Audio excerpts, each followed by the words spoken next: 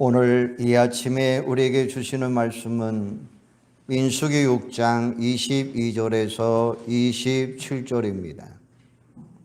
민수기 6장 22절에서 27절 말씀입니다. 여호와께서 모세에게 말씀하여 이르시되 아론과 그의 아들들에게 말하여 이르기를 너희는 이스라엘 자손을 위하여 이렇게 축복하여 이르되 여호와는 내게 복을 주시고 너를 지키시기를 원하며 여호와는 그의 얼굴을 내게 비추사 은혜 베푸시기를 원하며 여호와는 그 얼굴을 내게로 향하여 드사 평강 주시기를 원하노라 할지니라 하라. 그들은 이같이 내 이름으로 이스라엘 자손에게 축복할지니 내가 그들에게 복을 주리라. 아멘. 2021년 신축년 새해를 열어주신 하나님께 먼저 감사와 영광과 찬양을 올려드립니다. 그리고 새해를 시작하면서 여러분들의 심령과 가정과 일터 위에 하나님의 은혜와 평강이 함께 하시기를 주님의 이름으로 축복합니다.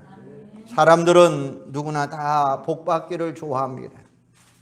특별히 새해가 되면 복에 대한 기대감으로 가득 차 있어요. 그러다 보니까 세상 사람들은 기껏 새해 첫날 해돋이를 보면서 소원을 합니다. 혹은 정월 대보름날 둥근 달을 보면서 소원을 빌어봅니다. 그렇게 해서 복을 받는다면 무슨 걱정이 있겠습니까? 이 모습을 보면 사람들이 복을 받고 싶어 하지만 진짜 복이 무엇인지 잘 모르고 또 어떻게 복을 받는지도 잘 모른다는 사실을 알 수가 있어요. 이래저래 안타까운 일이 아닐 수가 없습니다. 다행히 성경은 복에 관한 모든 것을 잘 설명해 주고 있어요. 오늘 본문의 말씀은 아론의 축복으로 불려지고 있는 말씀입니다. 구약과 신약 전체 중 가운데 아름답고 은혜로운 구절들 중에 손꼽히는 말씀입니다. 이 말씀을 통해 우리는 하나님만이 복을 주시는 분임을 분명하게 확인할 수가 있습니다. 그리고 하나님이 주시는 복이 어떤 것들이며 그 복을 받는 비결이 무엇인지 배울 수 있어요. 한마디로 말해서 아론의 축복, 이 축도는 보물창고와 같은 거예요. 아무쪼록 오늘 말씀을 통해 복을 주시는 하나님을 만남으로 풍성한 복을 받아 누리며 살아가는 여러분들이 되시기를 주님의 이름으로 축원합니다. 그러면 복의 근원에 대해서 한번 생각해 보시겠습니다. 복이란 삶의 만족을 주는 것으로 좋아하는 것이에요. 그러니까 복은 사람이 스스로 만들거나 노력해서 얻는 게 아니라는 것입니다. 외부로부터 오는 것이에요. 어디서 어떻게 오는지도 모르면서 무턱대고 받으려고 하니까 어처구니 없다는 것이에요. 그러니까 그저 막연하게 운수가 좋으니 나쁘니 말들을 하고 있어요. 심지어 중국집 같은 데서는 복자를 거꾸로 붙여놓는 모습도 볼 수가 있어요. 그러면 복이 쏟아진다라고 생각하기 때문에 그렇습니다. 성경은 분명히 말씀합니다. 하나님만이 복의 근원이시고 하나님만이 우리의 창조주가 되시며 만물을 통치하시고 우리 인생의 생사화복을 주관하시고 다스리시는 하나님임을 분명하게 말씀하고 있다는 거예요. 바로 그 하나님만이 우리에게 복을 주시는 분이셔요. 그것도 찔끔찔끔 주는 분이 아니라 풍성하게 넘치게 주시는 분이에요. 그런 뜻에서 하나님을 이렇게 불러볼 수가 있습니다. 우리 한번 불러볼까요? 하나님은 복에 복을 주시는 하나님이다. 한번 생각해보면서 우리 한번 크게 한번 외쳐보십시다. 하나님은 복에 복을 주시는 하나님이다. 하나님은 복에 복을 주시는 하나님이셔요. 본문은 앞서 말씀드린 대로 아론의 축복입니다. 하나님이 아론을 대제사장으로 세우시고 그 아들들을 제사장으로 세우신 후에 이 말씀을 주셨어요. 제사장이 축복 기도를 하면 하나님이 복을 주시겠다는 것입니다. 구구절절히 살펴보면 분명히 하나님은 복을 주시는 복의 근원임을 알 수가 있어요. 오늘 본문 24절에서 26절을 보면 24절은 여호와는 내게 복을 주시고, 여호와는 25절에서 여호와는, 26절에서 또 여호와는, 이렇게 기록이 되어 있어요. 하나님이 복을 주시는 분임을 분명하게 삼중으로 강조하고 있습니다. 성경은 여러 구절에서 하나님이 유일한 복의 근원이라고 증거하고 계십니다. 시편 16편 2절에 보면 다윗은 이렇게 고백했어요. 내가 여호와께 아뢰되 주는 나의 주님이시오니 주밖에는 나의 복이 없다 하였나니다 라고 말씀하고 계셔요. 하나님 외에 복을 주는 자가 없다는 거예요. 야고보는 이렇게 말합니다. 야고보 1장 17절에 보니까 온갖 좋은 은사와 온전한 선물이 다 위로부터 빛들의 아버지로부터 내려오나니, 이렇게 말씀하고 계셔요. 여기서 은사나 선물은 복이라는 말로 바꾸어서 이해해도 됩니다. 모든 복이 오직 하나님에게로만 온다는 말씀을 강조하고 계시는 거예요. 그런데 하나님은 당신의 백성들에게 복을 주시되 아주 적극적으로 복을 주시는 분이십니다. 마치 복을 주고 싶어하는, 죄송한 말씀이지만 안다라는 모습을 볼 수가 있어요. 민수기 6장 25절에 보면 여호와는 그 얼굴을 내게 비추사, 이렇게 말씀하고 있습니다. 자비로우신 하나님의 성품을 우리에게 나타나고 있어요. 26절 상반절을 보면 하나님은 더 지극한 모습으로 나타나고 있어요. 여호와는 그 얼굴을 내게로 향하여 두사. 얼굴을 향하고 드신다는 것은 보고 복을 주고 싶어하는 열정을 발견할 수가 있어요. 마치 미소를 뜨고 사랑스러운 눈길로 자녀들을 바라보는 부모님의 모습과 같은 겁니다. 27절 하반절을 보면 내가 그들에게 복을 주리라. 그러니까 하나님 자신이 직접 흔쾌한 마음으로 복을 주시겠다라고 강조하고 있는 말씀이에요. 신약 성경 중에도 이와 비슷한 말씀이 있습니다. 히브리 6장 14절에 보면 내가 반드시 너에게 복 주고 복 주며 너를 번성하게 하고 번성하게 하리라 말씀하고 계셔요. 복에 복을 주시는 하나님임을 우리는 발견할 수가 있습니다. 여러분 어떻습니까? 이처럼 복 주시기를 기뻐하시는 하나님이 바로 저와 여러분의 아버지시라는 말씀이에요. 이보다 더 좋은 게 어디가 있겠습니까? 하나님이 육안에 보이지 않지만 독생자 예수님이 이 세상에 인간의 모습으로 오셔서 하나님을 보여주셨습니다. 그리고 하나님과 우리 사이를 가로막고 있는 죄를 대신 짊어지시고 십자가에서 피 흘려 죽으심으로 대속해 주셨습니다. 이제 십자가 복음을 믿는 자마다 죄사함 받고 영생을 얻는 하나님의 자녀가 됩니다. 여러분은 어떻습니까? 예수님을 믿음으로 당당하게 하나님의 자녀가 되셨음을 여러분 확신하십니까? 그 사실 자체가 이미 최고의 축복을 받은 거예요. 복의 근원이신 하나님을 아버지로 모심으로 모든 종류의 복을 하나님에게 받을 수 있는 길이 열려지는 줄로 믿습니다. 그러면 구체적으로 하나님이 주시는 복은 어떤 것일까요? 한마디로 말하면 만복입니다. 성경은 하나님이 주시는 복을 종합적으로 설명하고 있어요. 세상 사람들은 외면적이고 물질적이고 육체적이고 육신적이고 현실적인 것들만 복이라고 생각을 합니다. 오복 같은 게 그런 것이죠. 하지만 성경에서 말하는 복은 이런 것들을 포함하는 동시에 내면적이고 영적인 것이고 내세적인 것들이 더 귀하게 복임을 강조하고 있는 거예요. 그래서 종합적인 복이고 한마디로 말하면 만복입니다. 오늘 본문에서 만복 가운데 가장 대표적인 것 세 가지를 언급하고 있는데, 첫째는 보호요, 둘째는 은혜요, 세 번째는 평안의 복입니다. 그러면 첫 번째로 보호라고 이야기했어요.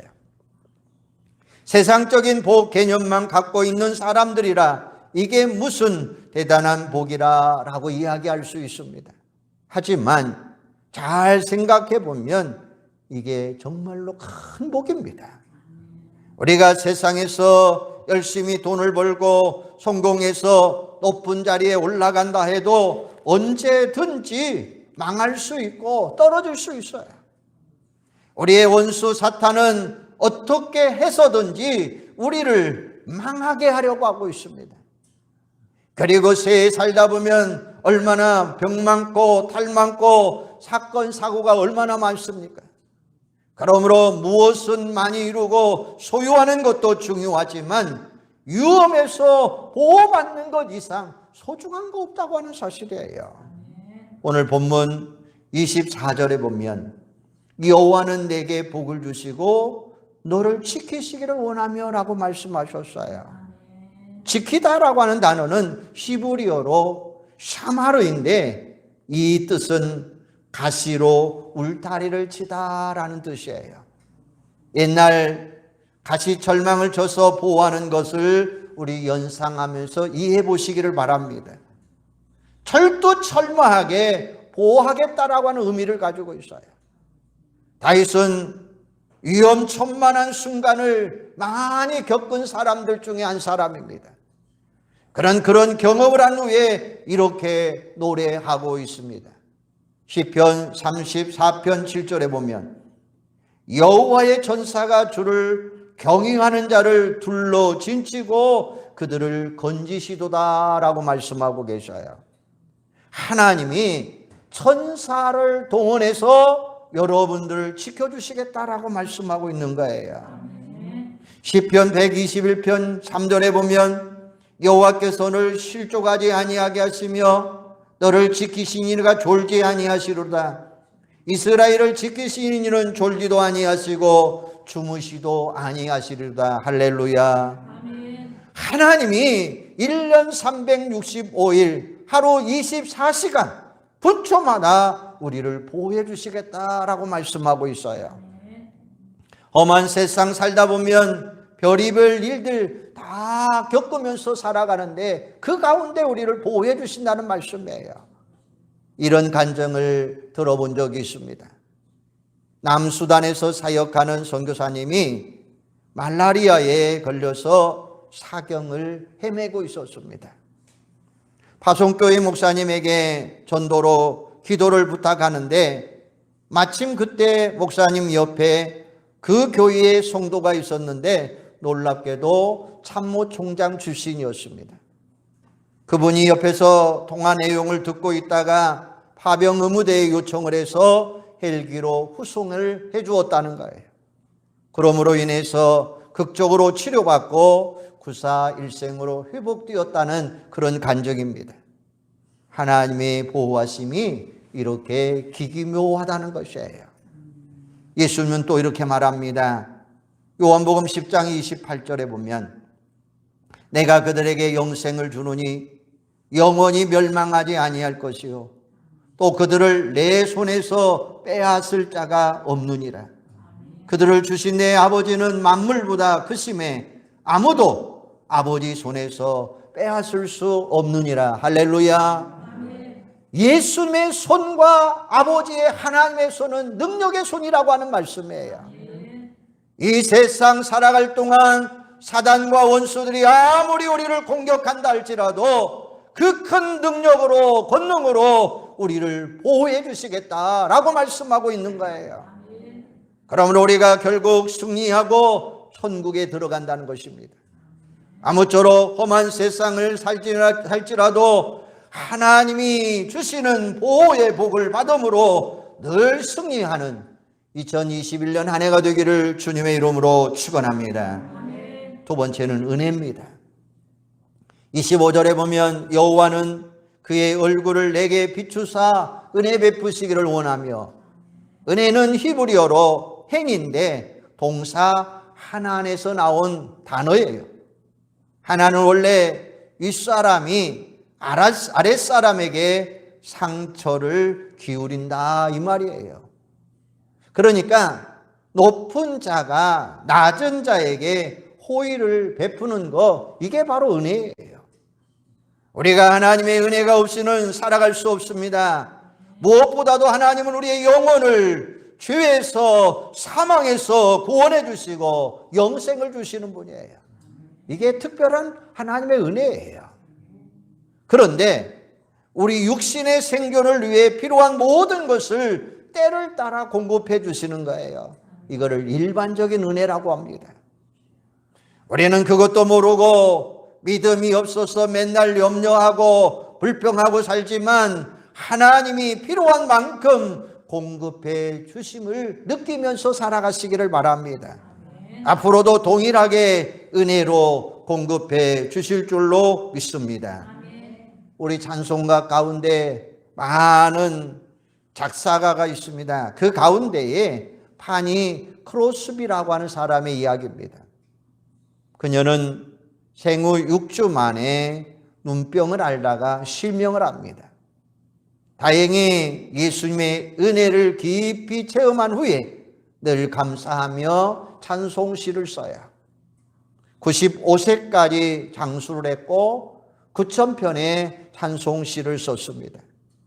그 중에 여러 곡이 우리 찬송가에 수록이 되어 있어요.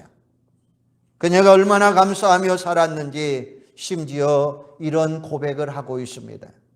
나는 눈이 먼 것을 감사하게 생각합니다. 이 세상에서 눈을 뜨고 싶지는 않습니다.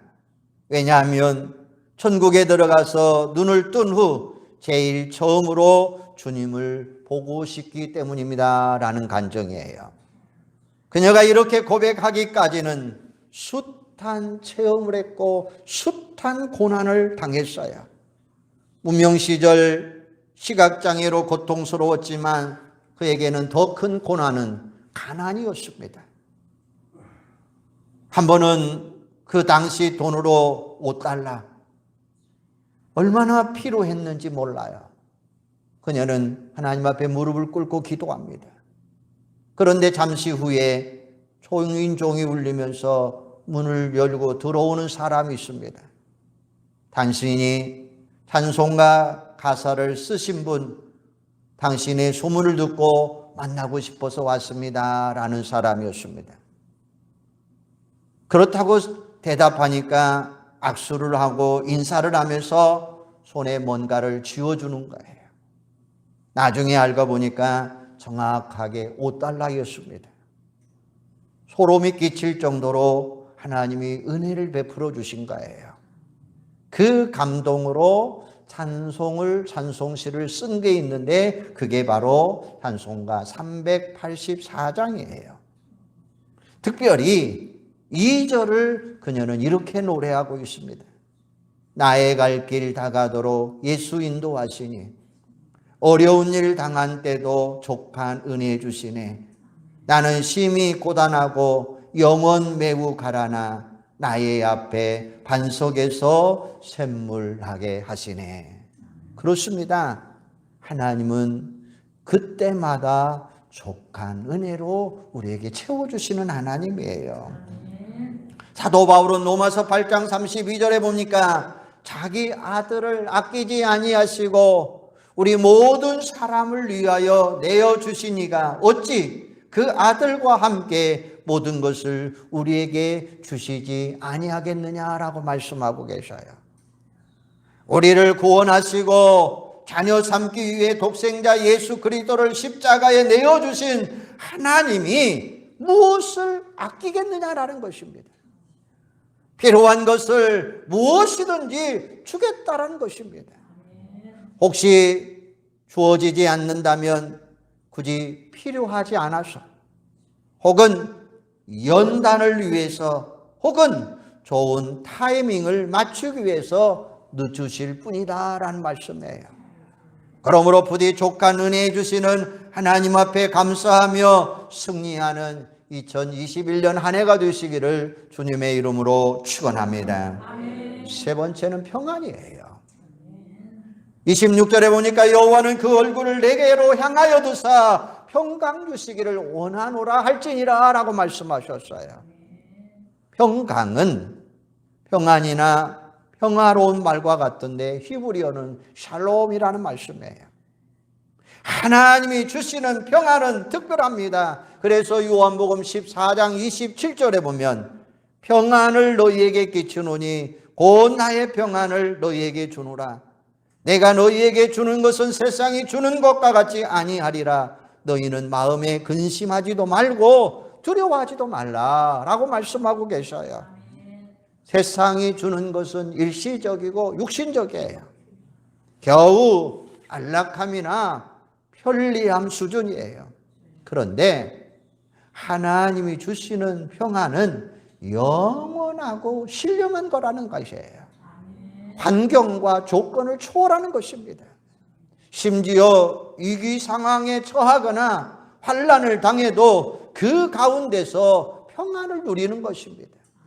이 평안이 천국제 비밀이라는 것입니다. 사랑하는 여러분, 부디 험한 세상 살면서 무슨 일을 만나든지 하나님이 주시는 평안으로 늘 감사하며 승리하는 2021년 한 해가 되기를 주님의 이름으로 축원합니다. 그런데 문제가 있어요. 이 복을 하나님이 주시기를 심히 소원하지만 우리 쪽에서 제대로 받지 못하는 경우가 비일비재하다라는 말씀이죠. 무슨 말입니까? 하나님과 주파수가 맞지 않는 거예요. 매치가 되지 않는다는 거예요. 한마디로 말하면 주어도 못 받는 거예요. 그러면 어떻게 해야 하나님이 주시는 복을 받을 수 있을까요? 그 비결이 무엇일까요? 오늘 본문에 나와 있는 것은 축복기도입니다. 그리고 다른 구절을 보면 또 하나의 중요한 것이 있습니다. 첫째는 축복기도. 27절에 보면 그들은 이같이 내 이름으로 이스라엘 자손에게 축복할지니 내가 그들에게 복을 주리라. 그러니까 축도는 복을 주시는 통로라고 하는 말씀이에요. 이 축도는 너무나 귀한 거예요. 오늘날도 마찬가지입니다. 목사님들에게 축복권을 주셨어요. 요즘에는 주로 고린도후서 13장 13절에 나오는 축도문을 사용합니다. 주 예수 그리스도의 은혜와 하나님의 사랑과 성령의 교통하심이 너희 무리와 함께 있을지어다 라는 말씀이죠. 삼위일체 하나님의 이름으로 축도하는 거예요. 유럽교회 같은 데서는 민수기 6장에 축도를 사용하고 있습니다. 두 가지 모두 다 아주 귀한 축도입니다. 그런데 한 가지 기억할 것은 축도는 정확하게 표현하면 강복이다라는 말이에요. 무슨 말입니까? 하나님이 축도를 사용해서 복을 내려주시니까 내릴 강 복복자를 써서 강복이다라고 말하고 있습니다. 오래전 미군 부대에서 있었던 이야기입니다. 부대 안에 영어 채플과 한국어 채플이 있었습니다. 어느 주일에 한국어 채플의 예배가 거의 끝날 무렵에 미군 병사 몇 명이 오는 거예요. 그런데 뒷자리에 앉아 있다가 예배 후에 가버립니다. 뭔가 싶었는데 그 다음 주일에도 똑같은 모습으로 똑같이 샤예요. 목사님이 혹시 다음 주일에도 오는가 싶어서 안내위원에게 잡아두기를 부탁을 합니다. 정말 그날도 똑같은 모습으로 이 병사들이 왔어요. 만나서 왜 그러냐고 물었더니 미군 군목이 한 달간 휴가를 가심으로 본국에 들어갔다는 거예요. 예배를 드렸는데 축도를 받지 못해서 왔다는 것입니다. 한국어는 몰라도 대동소이하니까 뒷자리에 앉아서 축도를 받고 갔다고 하는 이야기입니다. 그래서 그 목사님이 그 말을 듣고 큰 감동을 받았다는 거예요. 축도가 귀한 것임을 아는 그들이 신앙이 얼마나 귀하다고 하는 사실을 간증하고 있는 겁니다. 그런데 신약 시대에는 축도를 확장해서 생각할 수가 있습니다. 모든 성도가 제사장이라는 사실이 있죠. 만민 제사장입니다. 그러므로 모든 성도가 예수의 이름만 대면 하나님께 직접 기도할 수 있어요. 그러므로 우리 각자 나 자신을 위해 축복하며 기도할 수 있어요. 더 나아가 부모가 자녀를 위해서 많이 축복 기도해 주시기를 바랍니다. 가정에서 부모의 재산권을 10분 발휘하는 우리 부모님들이 다 되시기를 바랍니다. 또 누구나 성도라면 서로를 위해 축복의 기도를 할 수 있습니다.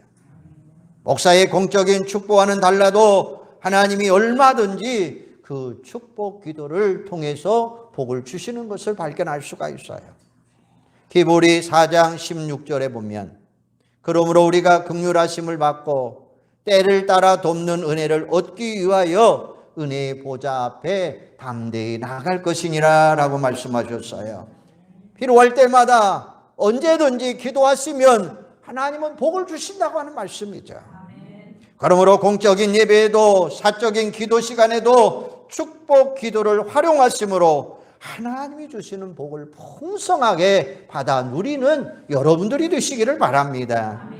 그 다음에 말씀 청종이에요.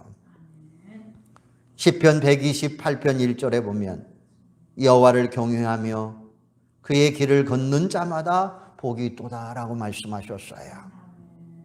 하나님의 길을 걷는다고 하는 이야기는 하나님의 말씀을 잘 듣고 말씀을 뜻대로 순종하는 삶을 이야기하는 거예요. 그럴 때 하나님이 우리에게 복을 주시겠다는 겁니다. 공항이나 지하철에 가보면 걷는 구간이 길대에 설치되어 있는 무빙워크를 타고 가는 경우가 있습니다. 가만히 있어도 갑니다. 무거운 짐을 올려놓아도 갈 수 있습니다. 급할 때는 그 위에서 빨리 걸을 수도 있어요. 그러면 힘들지 않게 쉽게 갈 수 있어요. 하나님의 길을 걷는다는 게 바로 이런 겁니다. 하나님의 말씀대로 살면 얼마든지 언제든지 쉽게 복된 삶을 살 수 있다라는 말씀이에요. 신명기 28장에 보면 축복의 장이라고 하는데 그 28장에는 축복과 저주가 같이 수록이 되어 있어요. 신명기 28장 2절에 보면 내가 내 하나님 여호와의 말씀을 청종하면 이 모든 복을 내게 임하며 내게 이르르니 라고 말씀하셨어요. 청종이라고 하는 말은 말씀을 잘 듣고 깨달은 대로 순종하라는 의미예요. 그러면 복이 따라 붙는다라는 것입니다. 반대로 말씀에 청종하지 않고 말씀을 듣지 않고 말씀에 불순종하는 자는 대신 저주가 따라 붙는다라고 이야기하고 있어요. 그러므로 말씀 잘 청종하면서 사시기를 바랍니다. 사랑하는 여러분, 하나님은 복을 주시되 복에 복을 주시는 하나님이셔요. 마치 복을 주고 싶어 안달이 나신 것처럼 복을 주기를 원하시는 분이에요. 그런데도 우리가 복을 받지 못한다면 정말 어리석은 현실이에요. 부디 복에 복을 주시는 하나님을 바라보면서 2021년 한 해, 아니 일평생 동안 복을 풍성하게 받아 누리는 여러분들이 되시기를 주님의 이름으로 축원합니다. 기도하겠습니다. 하나님, 은혜와 사랑을 감사합니다. 우리 하나님은 복을 주시는 분이십니다. 그 복을 주시는데 우리를 지키시기를 원하며 그의 얼굴을 내게 비추사 은혜 베푸시기를 원하며 그의 얼굴을 내게로 향하여 드사 평강 주시기를 원하노라. 우리 하나님의 은혜 안에 살아가는 귀한 자들 되게 하여 주시고 우리 주님 앞에 기도할 때마다 응답받는 자들이 되게 하여 주시고 말씀을 청종함으로 하나님 앞에 좋은 꼴로 먹고 마시는 귀한 성도들이 될 수 있도록 주님 축복하여 주시옵소서. 그래서 2021년 한 해는 복을 주시는 하나님의 은혜 안에 크게 풍성함으로 누리며 살아갈 수 있는 온전한 자들, 귀한 성도들이 될 수 있도록 축복하여 주시옵소서. 예수님의 이름으로 축복하며 기도하옵나이다.